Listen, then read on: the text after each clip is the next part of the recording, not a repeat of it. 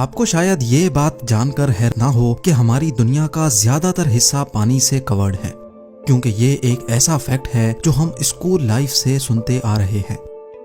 लेकिन आज हम दुनिया के 4 ओशंस नहीं बल्कि सिर्फ एक ओशन की बात करेंगे और उसकी मैसिवनेस देखकर आप यकीनन हैरान रह जाएंगे। जेम टीवी की वीडियोस में एक बार फिर से खुशामदीद। नाजरीन, वैसे तो तमाम कॉन्टिनेंट्स को चारों तरफ से घेर कर रखने वाला सिर्फ एक ही ओशन है, लेकिन हमने अपनी आसानी के लिए इनको अलग अलग नाम दे रखे हैं। ये ओशन 4 अलग अलग रीजन्स में डिवाइडेड है: अटलांटिक, इंडियन, आर्कटिक और पैसिफिक ओशन।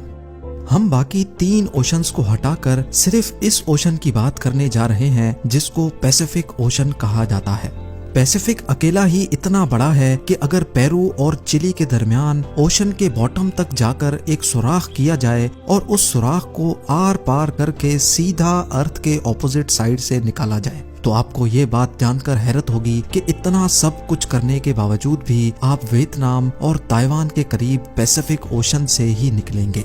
अर्थ के किसी भी एक स्पॉट के ठीक ऑपोजिट साइड वाले स्पॉट को एंटीपोड कहा जाता है। पैसिफिक ओशन इतना बड़ा है कि इसके खुद के कई एंटीपोड्स मौजूद हैं, लेकिन ये इसका पैमाना जानने की सिर्फ एक शुरुआत है।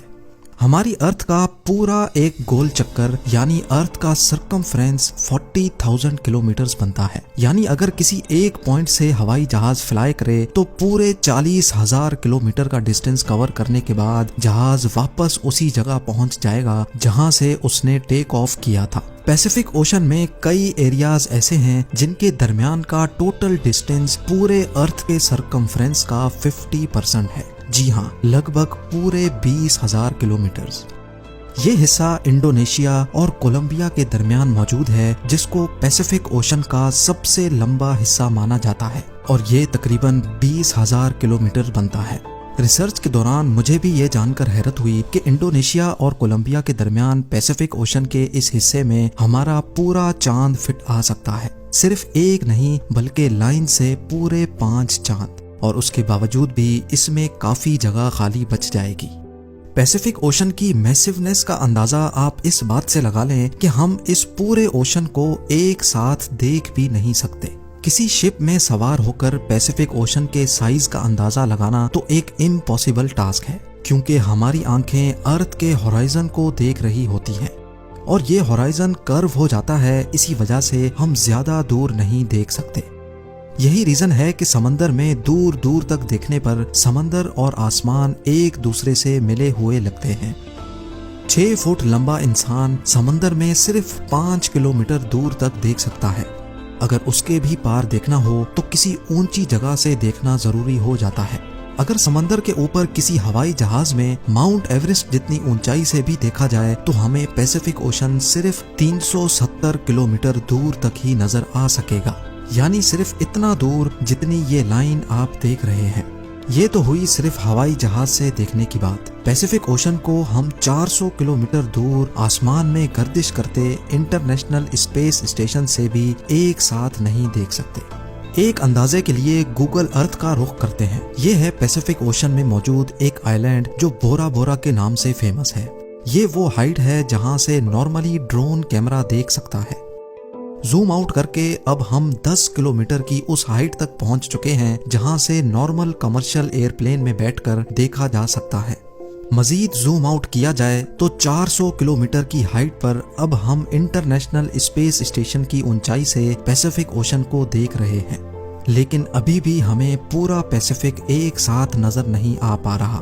मजीद जूम आउट करके अब हम 10,000 टाइम्स और ऊपर चले जाते हैं। ये वो फाइनल पॉइंट है जहां तक गूगल अर्थ जूम आउट करने का ऑप्शन देता है और यहां पहुंचकर हमने नोटिस किया कि अर्थ से 63,000 किलोमीटर दूर जाकर भी हमें 95% पैसिफिक ओशन नजर आ रहा है, जबकि सिर्फ 5% हिस्सा हमें जमीन का दिख रहा है।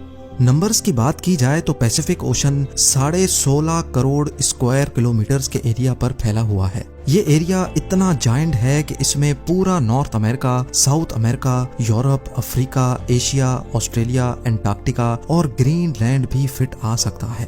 कुल मिलाकर बात की जाए तो जहां पैसिफिक ओशन का एरिया 16.5 करोड़ स्क्वायर किलोमीटर्स है, वहीं अर्थ पर मौजूद सारी जमीन का कंबाइंड एरिया ही 14 करोड़ स्क्वायर किलोमीटर्स बनता है। यानी हमारी दुनिया की तमाम जमीन, सारे पहाड़, रेगिस्तान और जंगलात पैसिफिक ओशन में फिट आ सकते हैं और उसके बाद भी इसमें इतनी जगह बच जाएगी जिसमें इंडिया जैसी 8 कंट्रीज फिट आ सकें। याद रहे कि हम यहाँ 4 ओशंस में से सिर्फ एक यानी पैसिफिक ओशन के बारे में बात कर रहे हैं। कॉन्टिनेंट्स को हटाकर अब हम किसी और प्लेनेट की बात करते हैं। चले हम अपने पड़ोसी प्लेनेट मार्स की एग्जांपल लेते हैं। मार्स का total area 14.8 crore square kilometres है। अगर पैसिफिक ओशन के पानी का पूरे मार्स प्लेनेट से मुकाबला करवाया जाए तो हैरत अंगेज तौर पे पूरा का पूरा मार्स, इसमें मौजूद तमाम क्रेटर्स और माउंटेन्स सब के सब पानी में कई 100 फीट तक डूब जाएंगे। अभी तक हमने पैसिफिक ओशन के सरफेस यानी इसकी सतह के बारे में बात की है। जितना बड़ा ये ऊपर से दिखता है उससे भी कहीं ज्यादा ये गहरा भी है। पैसिफिक ओशन में चैलेंजर डीप ट्रेंच के नाम से पहचाना जाने वाला पॉइंट अभी तक ढूंढा जाने वाला सबसे डीपेस्ट पॉइंट है, जो समंदर की सतह से 11 किलोमीटर नीचे है। और पैसिफिक का ये गहरा तरीन पॉइंट कोई अकेला नहीं है। पैसिफिक ओशन में ढूंढे जाने वाले 3 ट्रेंच और भी हैं जिनकी गहराई 10 किलोमीटर से भी ज्यादा है। इनको हम टोंगा ट्रेंच, फिलीपीन ट्रेंच और कुरिल कमचाटका ट्रेंच के नाम से जानते हैं। अब जानते हैं पैसिफिक ओशन के बारे में चंद लाजवाब फैक्ट्स। आज से 509 साल पहले फर्डिनेंड मैगेलन नामी यूरोपियन शख्स ने पूरा पैसिफिक ओशन पार किया था और उसी ने ही इसको पैसिफिक का नाम दिया था, जिसका मतलब है पीसफुल सी। हर गुजरते साल पैसिफिक ओशन छोटा होता जा रहा है, जिसका main reason under water tectonic plates की मूवमेंट है। लेकिन अच्छी बात यह है कि जितना छोटा पैसिफिक होता जा रहा है उसी स्पीड से अटलांटिक ओशन बड़ा भी हो रहा है। दुनिया में ज्यादातर अर्थक्वेक्स और सुनामी पैसिफिक ओशन के बॉटम पर मौजूद टेक्टोनिक प्लेट्स की वजह से आते हैं। पूरी दुनिया में सबसे ज्यादा एक्टिव वॉल्केनोज पैसिफिक ओशन के बॉटम में ही पाए जाते हैं। करीब 75,000 से भी ज्यादा वॉल्केनोज पैसिफिक ओशन के अंदर मौजूद हैं और इनमें से सबसे बड़ा वॉल्केनो न्यूजीलैंड के करीब हेवर सी माउंट के नाम से जाना जाता है। बाकी तमाम चीजों के साथ साथ आइलैंड्स में भी पैसिफिक का पहला नंबर है। पूरे पैसिफिक ओशन में 25,000 से भी ज्यादा आइलैंड्स मौजूद हैं और इनमें से हजारों आइलैंड्स ऐसे हैं जिन पर आज तक कोई इंसान नहीं जा पाया। इन तमाम आइलैंड्स को गूगल अर्थ पर ही ढूंढने में कई महीनों का वक्त भी लग सकता है। उम्मीद करता हूँ आप जेम टीवी की इस वीडियो को भी भरपूर लाइक और शेयर करेंगे। आप लोगों के प्यार भरे कमेंट्स का बेहद शुक्रिया। मिलते हैं अगली शानदार वीडियो में।